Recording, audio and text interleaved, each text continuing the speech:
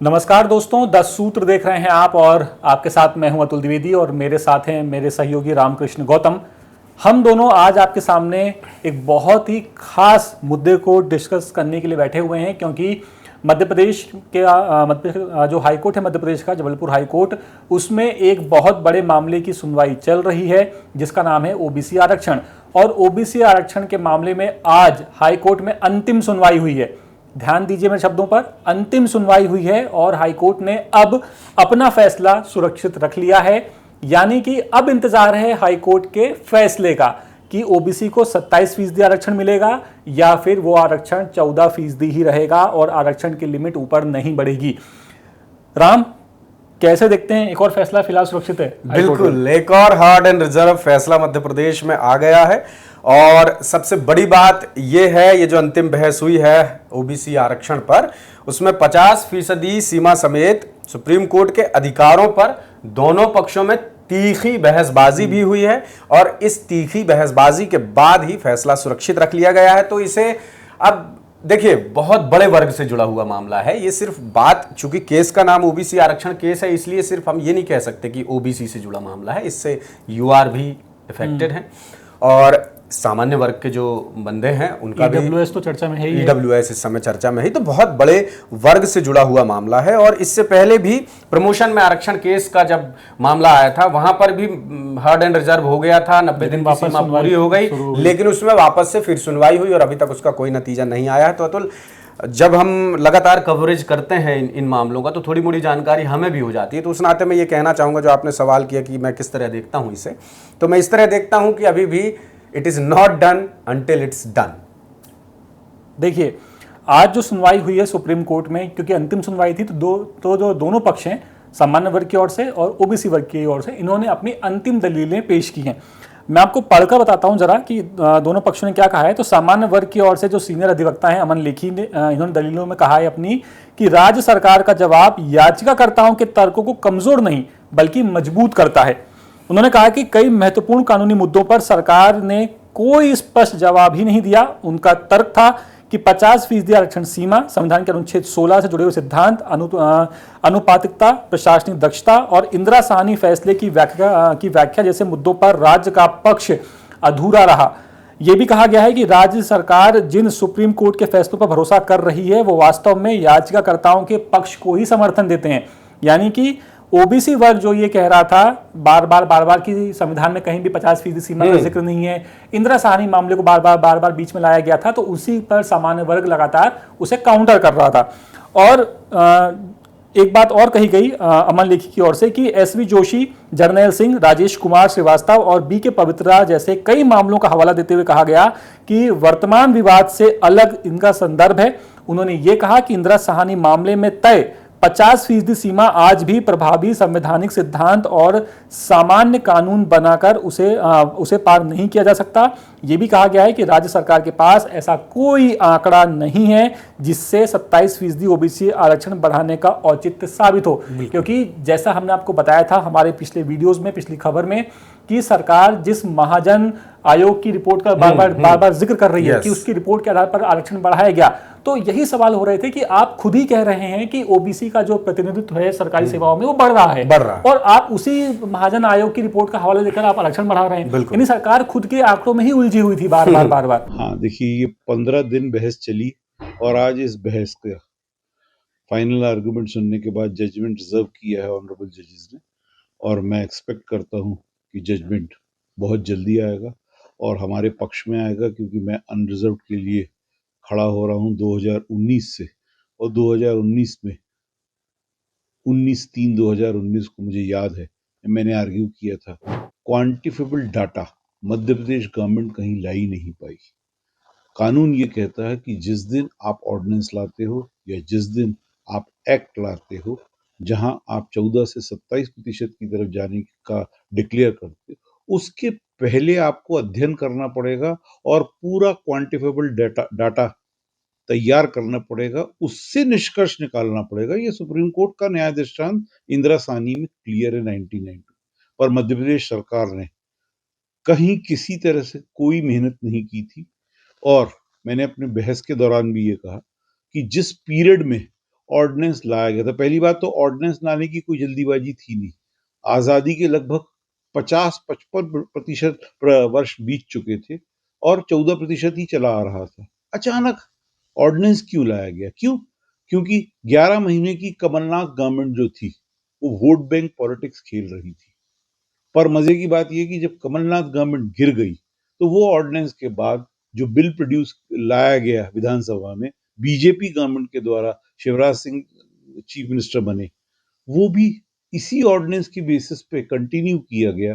तो इस तरह से मैंने अपनी आर्गुमेंट में भी यही कहा है कि दोनों ही पार्टी, चाहे कांग्रेस हो चाहे बीजेपी हो, दोनों ने दलगत राजनीति खेल ली, जिसके कारण पिछले 7 सालों से बच्चे जो हैं उनको अपॉइंटमेंट नहीं मिला और कई बच्चे तो ओवर एज हो गए। अपने आर्गुमेंट में जो मेन चीज ली है वो यही ली है कि मैंने एक तो भीमराव अंबेडकर जी की स्पीच पढ़ी, जो स्पीच जो थी वो ड्राफ्टिंग कमेटी के सामने उन्होंने दी थी और उन्होंने ये बोला था कि रिजर्वेशन का मतलब ये नहीं है कि आप अनरिजर्व कैटेगरी के लिए इतना रिजर्वेशन कर दो कि कहीं वो 70% पहुंच जाता है। और मैंने ये उदाहरण दिया कि मध्य प्रदेश में आज की तारीख में कहीं 27% होता है और ईडब्ल्यूएस का मिला के टोटल 73% रिजर्वेशन हो जाएगा। तो even doctor Bhimrao Ambedkar, who is the father of the constitution, he himself has said it कि कहीं 70% के करीब पहुंच जाएगा तो फिर जो अनरिजर्व कैटेगरी है उनके साथ अन्याय माना जाएगा। बिल्कुल। अब आपने बताया कि लेखी ने क्या कहा सामान्य वर्ग की तरफ से पक्ष रखते हुए। अब सामान्य वर्ग की तरफ से एक और एडवोकेट हैं, गोपाल शंकरा नारायणन, इनका भी वहां पर पक्ष रखा गया। इन्होंने भी कहा कि कानून बनाने से पहले पिछड़ा वर्ग आयोग ने जरूरी परामर्श नहीं लिया था और उनके मुताबिक यही कमी इस कानून को असंवैधानिक बनाने के लिए पर्याप्त है। उन्होंने एनएम थॉमस, बालाजी, वसंत कुमार और इंदिरा साहनी सहित कई संवैधानिक फैसलों का हवाला भी दिया और अदालत को बताया कि 9 जो जजेस थे सुप्रीम कोर्ट के, उनकी संविधान पीठ ने 50% सीमा के प्रश्न पर स्पष्ट विचार किया था और यही वर्तमान विवाद का मुख्य मुद्दा है। यानी 50% वाली जो सीलिंग है वो सीलिंग ईडब्ल्यूएस आरक्षण ने तोड़ दी, ये बात सामने आई थी। लेकिन वो हॉरिजॉन्टल और वर्टिकल वाला विवाद है जिस पे दसूत्र बहुत सारे वीडियो बना चुका है, अलग से जाके आप देख सकते हैं। फिलहाल हम बात करते हैं ओबीसी पक्ष ने क्या कहा। 50% की सीमा पर सहमति जताई या असहमति जताई? देखिए, क्योंकि अंतिम दलील थी तो सबने अपनी अपनी बात रखी है। ओबीसी पक्ष ने भी अपनी बात रखी और ओबीसी की ओर से वरिष्ठ अधिवक्ता विनायक प्रसाद शाह हैं। इन्होंने कहा है कि सामान्य वर्ग की सभी दलीलों का इन्होंने पहले तो विरोध किया और ये कहा कि 50% की सीमा संविधान के शब्दों का हिस्सा नहीं है। ये भी कहा गया है कि अदालत को विधायिका के द्वारा बनाए गए कानूनों में संशोधन करने का अधिकार नहीं है।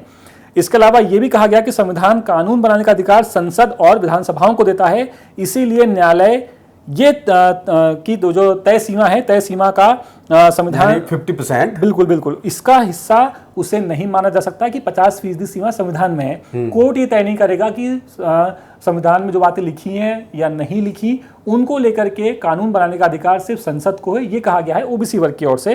और क्वांटिफिएबल डेटा की अनिवार्यता पर भी सवाल उठाते हुए कहा गया है कि आरक्षण का उद्देश्य सामाजिक प्रतिनिधित्व सुनिश्चित करना है, केवल आर्थिक नहीं। बिल्कुल। इसके अलावा एक और एडवोकेट हैं ओबीसी के, जरा उन्होंने क्या कहा बता दीजिए। शशांक रत्नू पहले भी ये इस पैरवी में हिस्सा ले चुके हैं, तो उन्होंने भी यही कहा कि 50% की जो आरक्षण की सीमा है वो पार होने का पूरा दायित्व सिर्फ और सिर्फ ओबीसी वर्ग पर नहीं डाला जा सकता। यानी 27% अगर बढ़ के मिलता है ओबीसी को तो उस 27% को 50% की सीमा पार होने का दोषी नहीं माना जा सकता।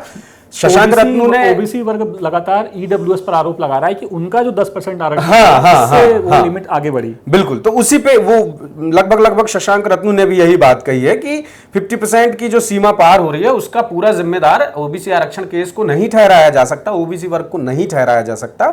यदि किसी वक्त अनुसूचित जाति और अनुसूचित जनजाति के आरक्षण में बदलाव होता तो भी यही सवाल आता। बात सिर्फ ओबीसी की नहीं है। बहुत लंबे समय से सुनवाई चल रही थी अतुल, बहुत बहुप्रतीक्षित मामला है मध्य प्रदेश का। 2019 से ये मामला लगातार चला आ रहा है। आज हम बैठे हैं 2026 में और 7 साल इस मामले को हो चुके हैं और आज की तारीख है 5 अगस्त 2026। आज की डेट तक इसमें फैसला नहीं आ पाया है। फिर से एक बार मामला हर्ड एंड रिजर्व रख लिया गया है।